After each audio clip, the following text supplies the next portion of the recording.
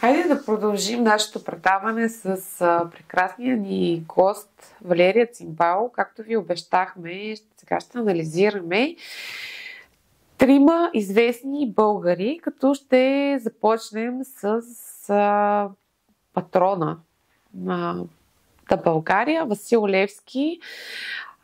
Валерия има снимка в нейния телефон, която тя ще използва, за да направи този анализ на Васил Левски на базата на неговите черти на лицето.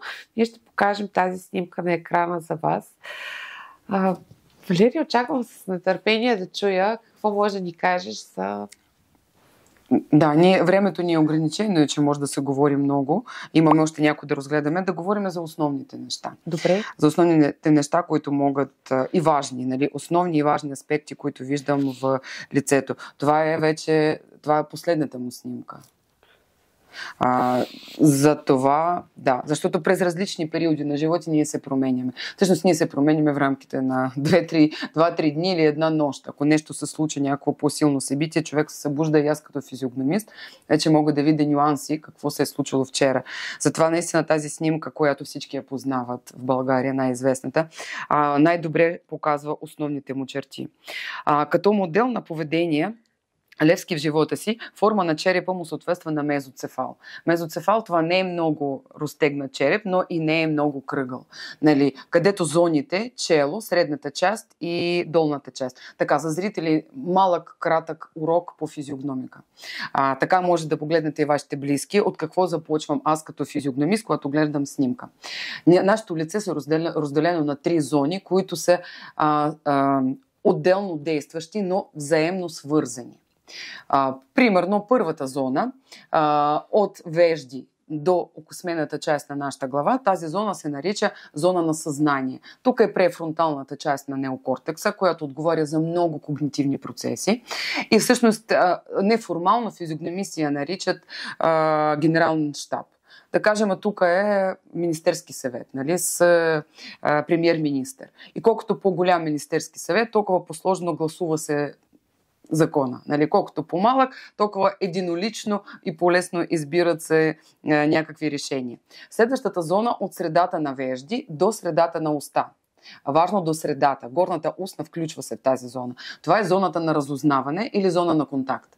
Защо на разузнаване? Тук са нашите шпиони, които събират информация. Очите визуална, нали, ушите аудиална, нос с меризмите и сетивните качества, те събират и пускат цяла тази информация горе към генералния щаб.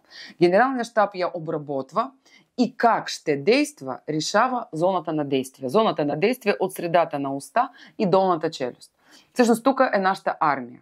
Ако армията е голяма, те правят паради, големи паради на 6 май и става много весело. Ако армията е по-малка, избира се по-дипломатичен или по-тактичен начин на действие. Нали? Вече тактика или действие зависи от това колко ти е голяма армия тук. И положение на челюст има голямо значение. Дали тя ще бъде напред, дали е дистална захапка, дали е медиална захапка, нали? Или нормална захапка. И това зависи и това показва как действаме ние. Големината на череп показва как тези зони, дали са отдалечени една от друга или са по-близо една към друга. Когато са по-близо една към друга, те по-бързо взаимодействат. Когато са по-раздалечени, човек е по-бавен, по-системен, по-алгоритмичен. Точно Васил Левски, той има средна големина на черепи. Трите зони еднакво са отдалечени една от друга. Това означава, че той прекрасно комбинира и двете неща.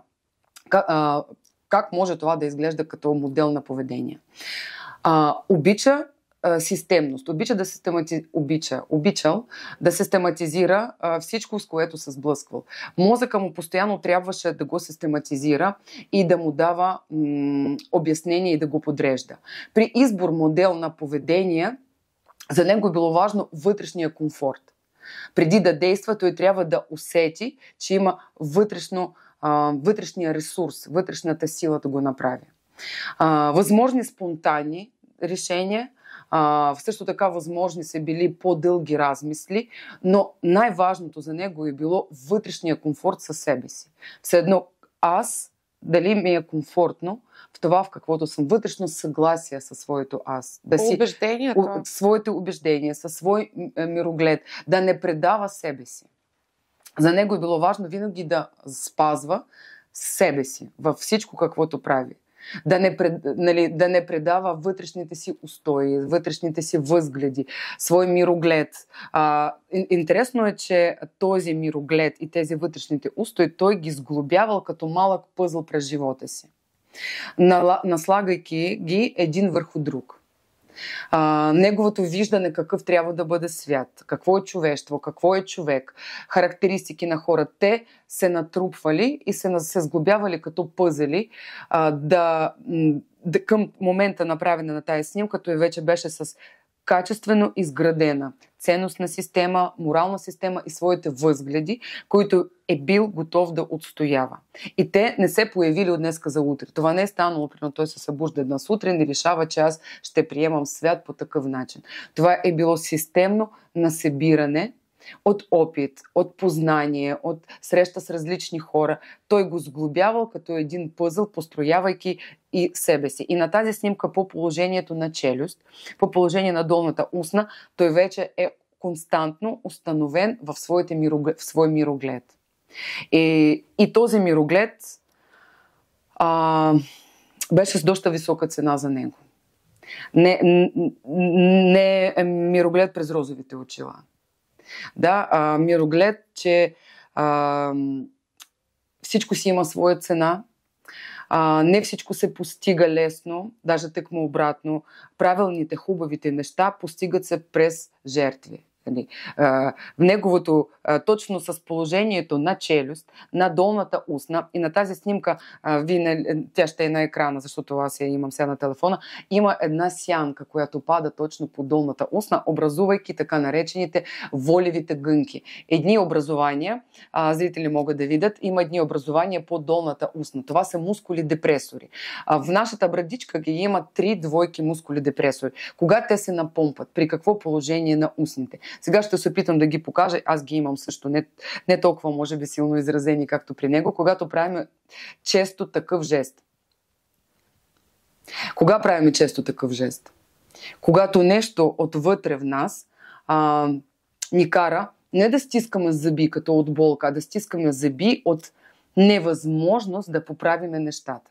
Ето ти можеш да пробваш да го направиш, ще видиш това усещане. Примерно, натискан, ето, правя. Не знам колко камера хубаво показва, тук се напрягат тази долните. Интересно, че в китайска физиогномика тези мускули, когато те са силно напомпани, те ги наричат турбички на благоденствие. Нищо общо с благоденствие. Въобще, защото човек, който ги напомпва до такава степен, това означава, че да постигнеш нещо, да получиш резултат, към който има жажда, ти трябва да платиш цената. И тази цена може не винаги да бъде ниска или в равносметката. Понякога по-голяма, отколкото ти даже можеш да дадеш. Ние правиме такъв жест, когато няма друг начин. Само това е решение, за съжаление. Стискане на зъби, това е готовност за борба. Тя помпа импулсните мускули. При него импулсните мускули също много силно развинати, но депресори много по-силно. Защото той е готов и да се хвърли към битката, но също времено той не е сигурен, че тази битка може да я спечели.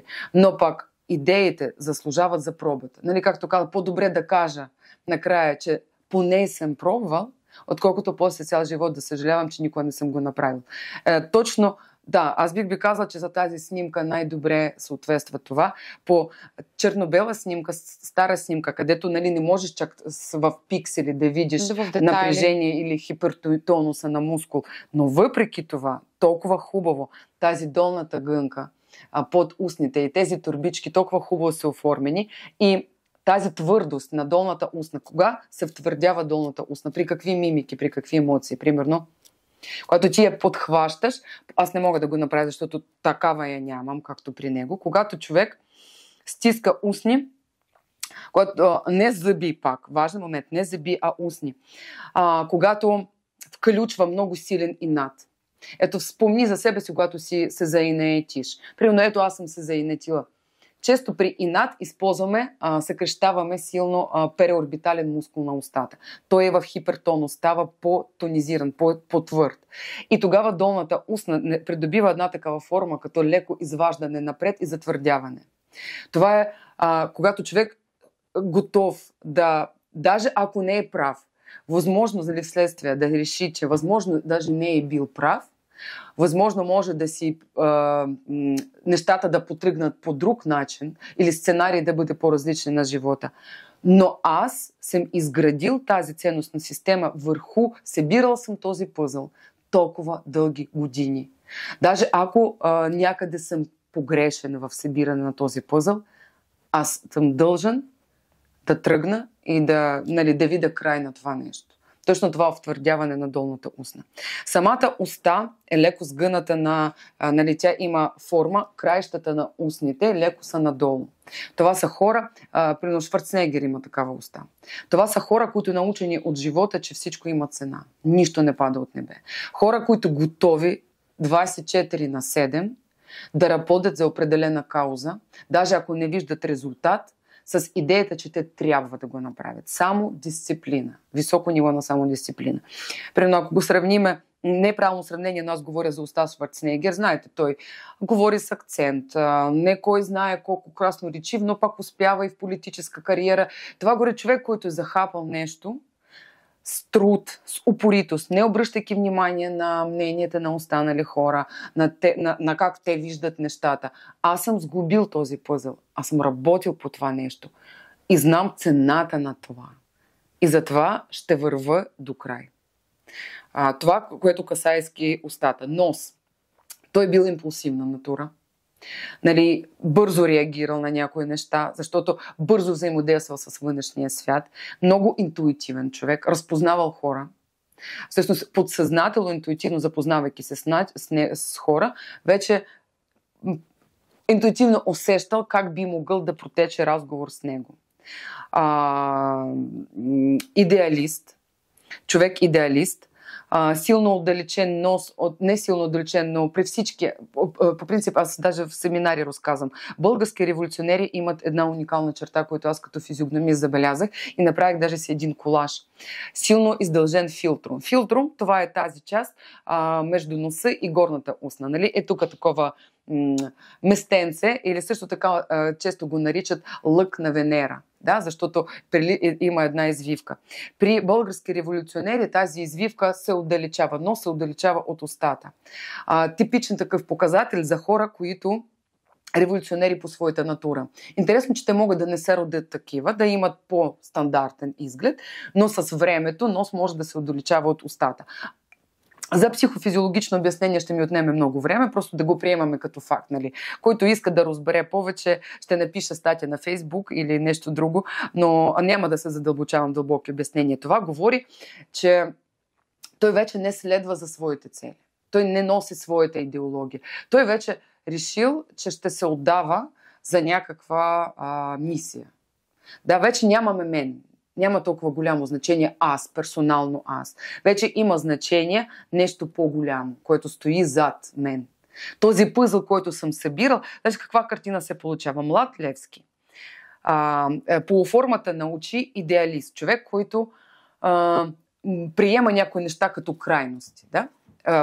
Хора с такива очи обичат нещо като точно като към червената черта да стигат. Нещо да го приемаме като константна крайност. Да, може да се променя надясно или наляво, но да го приемаме константно. И под тази черта събира един пъзъл, събира светогледа си. Ето такива хора, има такива познания, мирогледа им е такъв. Аз имам такъв опит в живота, получил съм такава информация, се запознал с такива хора и го сглобява като пъзъл, първо като себе си. Как аз би могъл тази своята идеология да реализирам в живота. Поема свой път и в един момент той вече стига към извода, че аз вече не съм важен. Всъщност аз съм сглобил този пазъл, това е била моята мисия, но вече аз персонално не съм важен. Вече важно това, което съм сглобил и то трябва да има автономна работа. Трябва да направя така, даже мен, когато няма да ме има, това да продължи да е нужно на някой и да носи своята полезност. И всъщност той успя го. Ето колко години минали и ние сме тук, говорим за него. Той към какво е се стремил, към това е стигнал. Дълбоко поставени очи, въпреки че са леко изпъкнали, говорят за абсолютно недоверчив човек. Интересно, че аз съм гледала младите снимки. Не е бил такъв. Даже е бил много приемащ света. Той като млад е бил толкова интересен този живот, толкова интересно всичко каквото се случва. Той приемаше и ядеше го като с голяма лъжица. после предвид определени обстоятелства се случва нещо, което той започва да става подозрителен и недоверчив към хора, към външния свят, към събития. Изведнъж губи вяра и все едно, че остава насаме със своята мисия. Да, тук точно положение на очи, положението на вежди, по-слабо се вижда веждата отлява, но и на другите снимки забелязва, че тя е леко по-разредяла се, отколкото от дясно. Това говори за голямо напрежение в зоната на комбинаторика. Тази част на мозъка, която се намира в слепоочието, на префронталната част, отговаря за комбинативни процеси. Тук комбинираме. Това означава, че той много време мислил по различни събития, хора, среща с хори, идеи и комбинирайки тях, стигнал към извод, че на никой не може да се вярва. Тук може да видим човек, който не е загубил вяра в света, но е загубил вяра, не може да се каже като в човечество, но точно в тези хора, които сега. Тук не са точно тези хора. И все едно, че трябва да предаде нещо, което след време ще работи. Как си носи косата? Има раздяла точно в средата, да? И косата я качва нагоре. Винаги събран и контролираш всичките си емоции. Много емоционален и вътре в него, в душата, такива бури. Той е бил човек, вътрешни емоции, просто първо, докато е бил млад, позволял на себе си да ги проявява. С времето започва да ги контролира. Все повече и повече и повече. Контрол върху емоцията към какво води. Всеки един психолог да каже. Към емоционални блокажи и травми. Извинявайте да прекъсвам тези бръчки, за които ти спомена тук. Те вследствие на контрол на такива емоции ли са? Да, точно. Благодаря ти. Това е контрол върху емоциите и това невъзможност да промениш точно сега тази ситуация. Начин на поддържане на коса говори също за контрол. Въпреки, че много интересно, че такава буря вътре, а външно огромно усилие да го държи в пълен такъв в себе си и да не позволи те да го превземат. Все едно даже момента на страха те да не го превземат. Неговите собствените емоции, страхове и тревоги да не го превземат. Много добре са му разработени и двата полукълба. Той много добре владееше и двата полукълба. Както логика, технично мислене, така и също времено емоционално творческо. Такъв богат човек. Не да кажа, че само техничар или да кажа, че хуманитари, а човек, който спокойно може да комбинира и двата полукълба и много добре ги прехвърляше. Това личи и по горната устна. Той има горната устна на пилоти на Формула 1. Аз наричам, в семинара давам ги за пример, когато говорим за горната устна. Когато лък на Венера е разделен силно и личи така хубаво. Тези двата хлъмчета личат. При него на снимка много хубаво личи. Това означава качествена работа и прехвърляне на информация на двата полукълба. Интересно, че по-силно започват да проличават към тази възраст от младите снимки, което говори, че му се наложи да ги натренира. Сега, в сравнение с пилоти на Формула 1, защо на тях им трябва такава рязка работа на двата полукълба? Да могат да реагират на остри завои, защото те карат с висока скорост. Те имат голям риск за живота си. Може да стане нещо, което те трябва да го контролират и трябва да имат мигновена реакция, да спечелят формула и да не усъкатат себе си, да не разбият болид и отговарят още за штурмана за тях. И аз забелязах по снимките, че точно с възрастта при него това се подчертава. Той започва да носи голяма отговорност. Първо, трябва бързо да реагира, защото може да се случи нещо всеки момент. И трябва да бъде постоянно на штрек. Второто, започва да се плаши за други хора. Притеснява се, като за цялата ситуация. Все едно, ако стане нещо, аз ще съм отговорен и за тях. Дали тази цена няма да бъде прекалено висока. Започва много така да държи и това нещо го притесняваше. Много го притесняваше. Не за себе си, той се притеснява за хора, които са били до него. Какво може да се случи. И затова трябваше да бъде постоянно на щрек, за да може, ако е възможно, превентивно да ги предпази. Близките си, обкръженията му, хора, които са били с него еднодумци. Правилната дума, да, на български еднодумци? Да. Самишленици. Да. Самишленици. Да не ги повлече със себе си, да не стане нещо от неговите действия по отношение към тях. И това доста го притесняваше. Така, аз мога още да говоря, но как сме с времето? Да, нека да обобщим ти така като експерт и поглеждайки този човек Левски, можеш ли веднага да кажеш, че той ще остане в историята като един от най-великите лидери, борци за свобода и изобщо име, което едва ли някога ще бъде изтрит от българската история? Мога да кажа, че той не е имал такива намерения да остане в история. Нали, той имал намерения да реализира това, което отвътре го мъчеше. Но реализирайки това нещо, той набира такава сила и инерция. Да? Този пъзъл, сглобявайки този пъзъл, самия пъзъл става вече такова силно оръжие, че просто нямаше как то да не бъде, когато това нещо отива в маса, отива в хора и хора имат допир до тази ценност, няма как това да не остане в история, което е вложено толкова вътре. Да, това е нещо, което ти влагаш душата си, тревогите си. Той е живял с това нещо.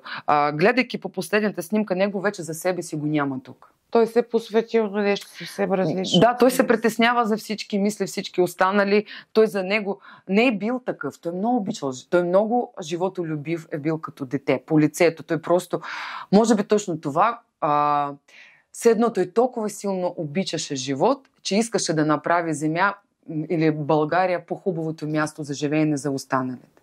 Нали, животът е толкова прекрасен, всичко е толкова красиво, дайте да го направим още по-добро, нека и другите да могат да му се радват. Оттам тръгнаха вътрешните му побуди да започне да сглобява пъзъл и да стане този, който е. Той не е имал революционните мисли като дете, нали? Защото децата не носят в себе си революция. Децата носят любов. И той от тази любов и радост изгражда желание да привлече другите хора да са съпричастни към тези емоции и просто се превръща това кълбо на емоция се превръща в мисия.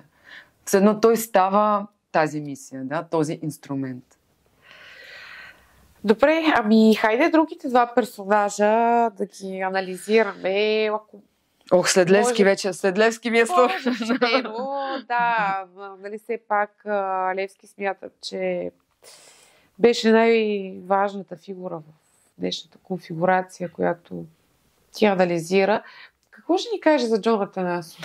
Също много интересен човек. Абсолютно няма такива силни черти. Ето, ако в разлика отскоро, нали, на екрана имахте лицето на Левски. Всичко е в спазмиран мускул, всичко е в тонус, цялото лице е тонизирано, само уморени очи.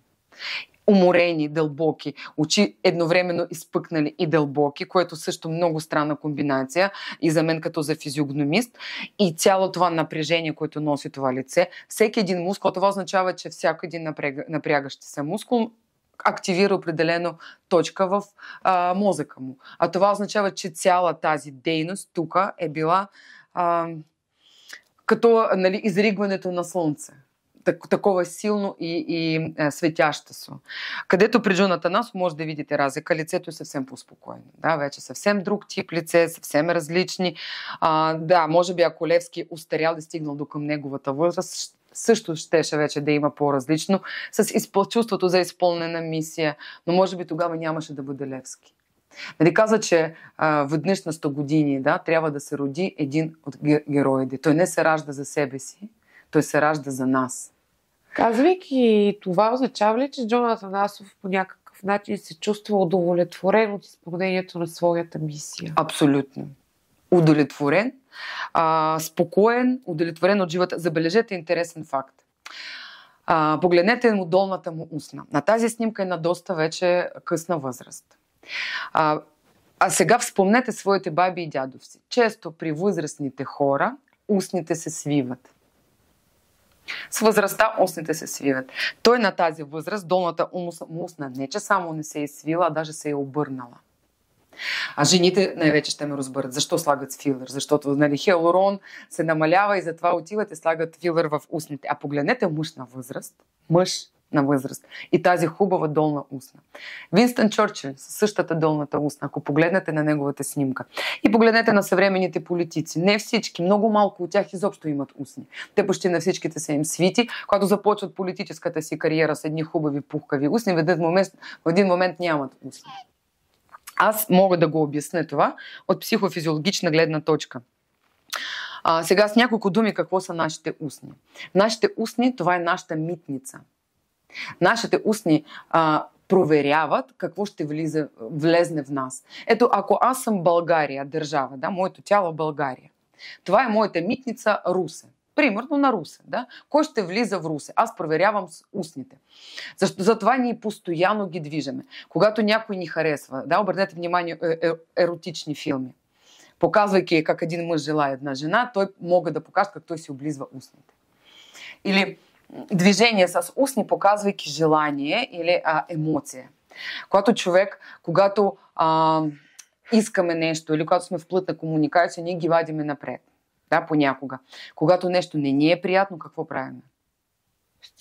Ние ги събираме, ние ги криеме. Това означава, че митница, през Русе влизат хора, които не са приятни да влезнат в България. Да? Не искаме ги в България. И митница започва да гледа да не ги пусне вътре. Тя се затваря. Ако идват гости, които сме ги поканили, ги искаме. Идват спонсори, ще ни носят пари, ще ни направят хубаво нещо, ще ни дадат някакви възможности. Ние сме щастливи да ги посрещнем. Даже устата ще си отвориме. Забележете, когато малко дете види нещо и казва: кога отваряме устата от възхищение? Ако видиме звезда, която обичаме, ако сега тук, ако влезне Левски, ние с теб какво ще направим? Защото ние ще искаме да го поемаме. Защото толкова е нещо уникално ни се случва, да? Че ние ще искаме да го поемаме. И точно това са нашите устни. Но с възрастта, когато човек живее в токсична среда, живота не му е лек. Да, живота си носи своите трудности. Ние свиваме и в един момент просто устните събират се и може даже вермелион, това е розовата част, може даже и да не се вижда. Но ако човек изживял един достоен живот, няма от какво да се притеснял. Да, имал някакви своите токсични моменти, но се научил да балансира. И накрая задоволен от живота, който живял и се чувства прекрасно и устните не изчезват, нямат необходимост. Точно този показател на тази добре развината долната устна показва, че въпреки всичко той е доволен от това, което е живял. И Винстън Чърчил, бъдейки старец, обичал да си сипе едно уиски, да си запали една пура, обичал живота. Бил щастлив, нали, е човек, който е пряко от него зависи. Доста. И от него завише се живота и цялостност на цяла нация. Нали, Втора световна война, неговите решения са били световно важни. Представи си, ето Джон Атанасов с тази устна вече на по-късните години, човек прекрасно се чувстваше от това, което е направил всичко, каквото зависеше от мен. Гледайки снимката на Джон Атанасов, можеш ли да кажеш, че това е човек, който ще се занимава с наука, с иновации, че ще донесе чрез своя ум с нещо толкова голямо на човечеството? Не само с наука и иновации. Той е бил всестранно развита личност. По черти на лицето мога да кажа, че не е с само точни науки е били. Човек, с който можеш да говориш на всякаква тема. И най-интересното, че ще чуваш много високо експертно мнение. Просто комбинация от тази всестранно развитост подпомогнала на него да бъде иноватор в нещо. Не е чисто технически развинат човек, много богата личност, много богата. Може да говориш с него часове за философия, можеше, вече не е с нас, можеше да говориш с него часове за политика, имаше интересен, нестандартно виждане. Всичко, което изказваше се, по повод което си правеше някакви изказвания, задължително можеше да застане с експертно мнение за това, да обясни, да даде дълбоко обяснение. И мисля, че един от маркери в лицето, който способстваше на неговата дейност и да постигне такива успехи в научно изобретение, това е неговите уши. Има уникални уши. Обърнете внимание на неговите уши. Големи, закръглени, заоблени на краища. Точно ушите на учени. Забравих как е този учен, който в инвалидна количка занимаваше се с квантова физика. Забравих му името. Да, добре, зрители знаете, има даже филм за него. Не мога да се сетя как му беше името. Има подобни уши, както на Джон Атанасов. Това е, между другото, ако погледнете... Стивън Хокинг, извинява се. Стивън Хокинг, да, благодаря. Точно. Да. Само, че при Стивън Хокинг е малко по-тънки и леко по-напред. Но той и, да кажем, малко по-различно като лично се представяше. Но точно тези уши са уникални. Също такива уши може да видите на Жак Фреско. Знаете за Жак Фреско? Може би да поясниш за нашите зрители. Също уникален човек с огромни уши. Иноватор, който мисля, че имал около 60 патента. В Википедия поточно може да се провери, но Жак Фреско има огромни уши, които покривали голямата част на неговото лице. Интересен човек, който измислил проект Венюс. Това е антиутопия. Град антиутопия. Град, който ще бъде съвършен от всякаква гледна точка, където всички хора ще бъдат щастливи. За съжаление, спонсори за проект Венюс той не е намерил. Естествено, ако това нещо започва да съществува, какво става тогава с политиката и с световния ред? Цял световния ред просто се заминава и никой не помогна на Жак Фреско да го направи. Същите уши има Джон Атанасов. Иноватор, човек с нестандартен поглед на живота. Точно както казах, благодарение на всеобща култура и дълбока всестранна развитост, просто логично е било да стане иноватор. Правилно съвпали обстоятелства и логично, че станал иноватор. Сега няколко думи за самите уши, че вече съм ги подхванала. Сега някой после накаже, тя добре разказа за ушите му, ама нищо не обясни защо тези уши са такива и с какво са му помогнали. Аз често в физиогномика шегувам се и казвам как трябва една жена да си избира мъж. Знаеш по какво? По ушите. Тези уши на Буда. Какво са нашите уши? Нашите уши, това е орган за прогнозиране. Ние прогнозираме с нашите уши. Ето представи си, ти вървиш с малко дете по пътя. Да кажем, да вземем примерно Симеоновско шосе в София, там е лудо, защото студентски град постоянно с някаква ненормална скорост преминават колите. И ти вървиш с дете по тротуар, а тротуари там няма 1 метър. И едвам се побират на тези тротуари, а до теб минават така колите. И ти вървиш по такъв път с малко дете и чуваш как реве двигател. Някъде от страната на студентски град и не знаеш на колко ръки са те. Аз съм 24/7, нали? Какви са твоите действия ще бъдат? Ти ще направиш така детето да е от по-безопасната страна на пътя. Нали? И възможно, когато приближава със звук на двигател, има вероятност, че ако чак съвсем ревящ, да прегърнеш детето и нали, така да го обезопасиш. Защо си го направила? Какво те е накарало? Ушите чули звук. Мозък разчете този звук като възможно опасен. И ти, бъдейки в тази ситуация, в това положение, в което се намираше, най-естествено е за теб било решение да защитиш своето дете, да създадеш условия. Примерно, лекичко да го прегърнеш, лекичко да се отстраниш от самия път или даже да отстъпиш половин крак. Нашите уши перфектни с прогнозиране. И те с какъв орган в лицето работят уши, показва с какво те прогнозират.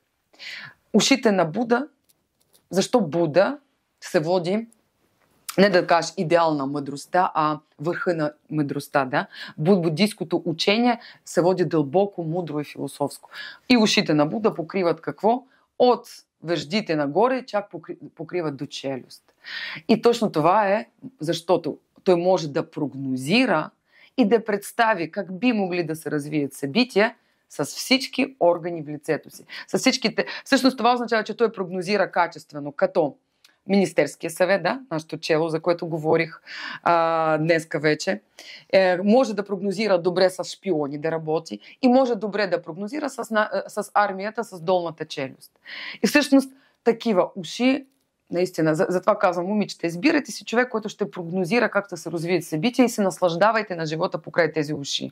Вече не му гледайте там в портфела с такива уши, той ще намери начин как да го напълни. И ще направи и вас щастлива, и себе си. Так, погледнете точно хора, иноватори в световния свят, често може да ги забелязате с такива уши.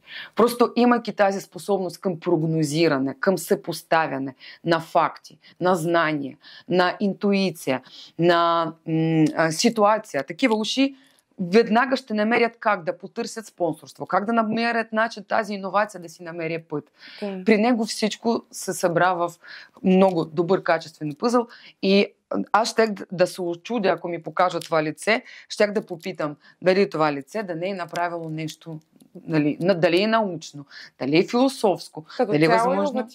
Абсолютно, да. Валери, извинявай, че те прекъсвам, но тъй като сме към края на нашето предаване, можеш ли с две думи да ни кажеш нещо за Пеевски?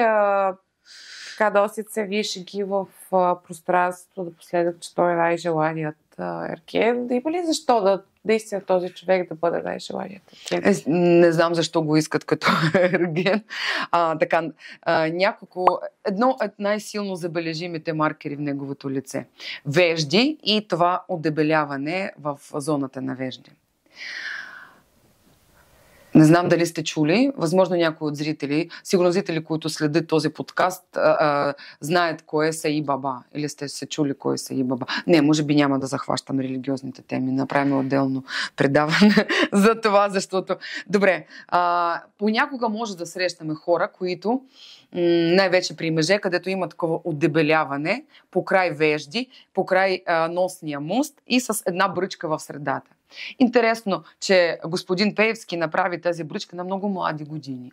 Защото аз съм следила снимките, проглеждах в интернета, точно заради този интересен маркер на неговото чело и намерих, че тази бръчка доста рано се появи. А тази бръчка се намира в зоната на Меркурий и в нашето его. Тази окосмената част или тази част на наша префронталната част на неокортекс, тя също така се нарича избирателна зона.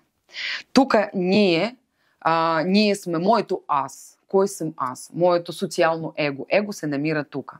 И когато в средата се образува една бръчка, едно натрупване на мускули и подкожните мазнини в тази зона, това означава егоблокатор. В физиогномика ние го наричаме егоблокатор. Или също така аз го наричам синдром аз съм Бог. В много ранна възраст Деян Пеевски, израствайки, неговото обкружение, мисля, че даже още от семейство, зададе му едно усещане, че той нещо повече от останалите. Възможно с финансово благосъстояние, възможно с някакви възможности, перспективи, възможно сравнявайки себе си с останали, той имал чувство, че е целунат от Господ в чело. Все едно, че е нещо повече от останалите. Но знаете, че това е много хлъзгава повърхност. Защото пред Бог всички сме еднакви. И това може да ти изиграе много лоша шега. Това е затворено его, когато ти вече нямаш комуникация с външния свят. Ти продължаваш да живееш в режим Бог, аз съм Бог, но нямаш никаква обратна връзка с социума. Ти сигурен ли си, че те мислят за такъв? Не е лошо време от време да си сверяваш часовник, нали? Да видиш дали наистина си такъв. И имаше период в неговия живот, когато отслабва, тази бръчка започва да изчезва и тук се разправя. Даже той не толкова от килограмите, а точно имаше една промяна в живота. И тогава, когато видях тази снимка, си казах, какво стана? Най-накрая си сварил часовник с социум. Най-накрая някой ми казал, човек, оглени се, погледни, има хора. Погледни какво се случва. Виж този свят. Виж къде е истината, нали? Виж къде е доброто, къде е лошото, какво е черното, какво е бялото. И имаше период на прозряване.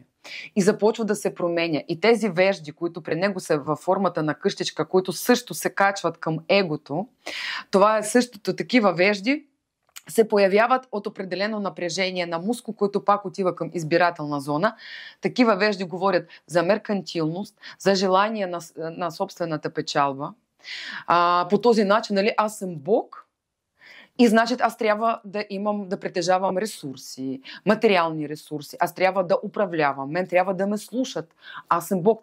С чувството, че целият свят започва да ти е дължен. Той ходеше с усещане, че целият свят му е дължен. И после изведнъж веждите се отпускат. Няма това напрежение. Изведнъж се едно, че той видял, не свят ми дължи. И аз дължа нещо на този свят. И така беше няколко години. Изведнъж появява се снимка на стария. Колкото, както се каза, колкото беше, нали, сверил се часовника с външния свят, но стария патърн се върна. Режим Бог е пак обратно. Дали е желан като ерген, дали искате да се омъжете за човека, който мисли, че живее в режим Бог, ще трябва да сте неговата, не знам даже как се каже, монахиня, която служи на Бог. Нали? Да. Да. Негов поклонник. Да, негов клонинг, да. Ами да оставим на всеки сам да прецени или сама да прецени дали би искала такъв човек до себе си. Валерия, беше изключително интересно. Аз бих прекарала часове с теб, слушайки за отделни хора и за науката като цяло.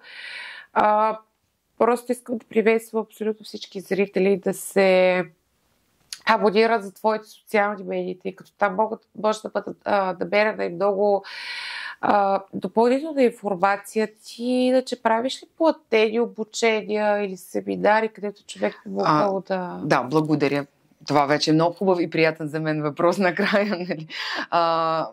Вече изработих си, избистрих някаква обучителна система по физиогномика и всъщност стартирам всяка година с учениците. Стартирам около 15 септември. И цялостно обучение по физиогномика трае една учебна година. Това ако човек иска да се обучи цялостно. Физиогномика има 3 направления. Само физиогномика, това е разчитане по чертите на лице и характеристики. Има направление физиогномика и психосоматика, което е свързано с болести, свързани с лицеви органи. Примерно защо ни се запушва носа, защо имаме ангина, защо имаме херпес, знаете както бе сега в момента ми се запуши носа, не знам дали се чува на микрофон, но после ще ми кажеш. Да, после ще ти кажа какво означава. Хубаво е, в твой случай е хубаво. И последното, с какво завършваме учебната година, това е физиогномика на жестове или жестология. Какво означава това? Защо човек прави това? Мисля, че го сърби тук. Не, по някакъв разговор, ние говорейки може да направим нещо, някакъв жест. И вече с това приключваме обучение, което изучаваме точно какво означава всеки един жест по отношение към нашето лице. Цялата информация, цените може да ги видите на сайта, защото възможно ще има някаква промяна по отношение към ценоразписа и да се похваля, че подготвям и книга по физиогномика. Страхотно, кога да очакваме книгата? Още е в процеса. Почти завършена. Ето, ще се виждаме с редакторка вече да избистриме редакционните въпроси. Реших, че искам да има вътре и пример. Нали, конкретен човек, върху който ще правим и примери. Затова това малко бави, защото аз постфактум дописвам в момента към всякаква една глава пример на различните черти. Но много се надявам още тая година вече да я има. Поне така. Това е, нали, една моя мечта, което много се радвам да се сбъдне. И ще стане полезно всеки, който иска да се запознае с физиогномика, може да започне от книгата и да реши дали иска да учи това нещо. Пожелавам ти го да се сбъде и пожелавам го също си на всички нас, защото, както ти каза, ние ще имаме възможността чрез книгата да се докоснем до тази наука и евентуално да се запалим и да продължим да се развиваме вече в по-сериозни обучения при теб. Какво би пожелала на нашите зрители? Какво би пожелала? Оставайте себе си. Не се опитвайте да се променяте. Бъдете вие, защото ние всички сме уникални, интересни и невероятни. И аз като физиогномист мога да ви го докажа. Благодаря ти, благодаря и на вас, нашите зрители. Бяхме тук за вас с прекрасната Валерия Цимбалова.